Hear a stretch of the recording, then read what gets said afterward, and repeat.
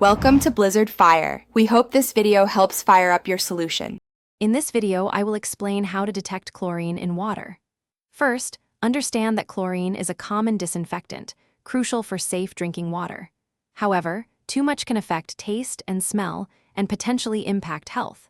We'll cover simple methods you can use at home to check your water's chlorine levels, ensuring it's both safe and pleasant to drink. Let's dive into the practical steps for accurate detection. There are several effective ways to detect chlorine. Test strips are very convenient.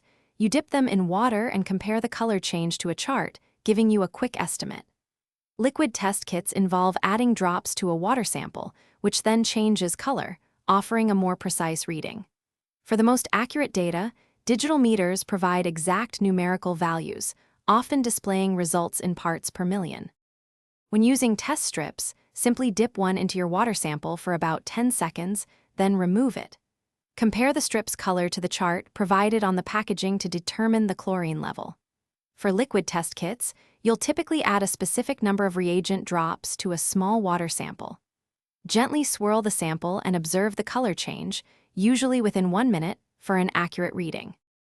Once you've tested your water, interpreting the results is key.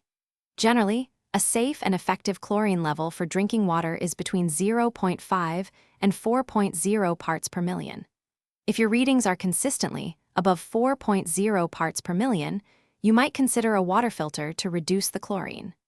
Remember to check the description for a link to those fantastic leak-proof meal prep containers, as well as other great deals to help you out. Thanks for watching. If you found this helpful, don't forget to like and subscribe.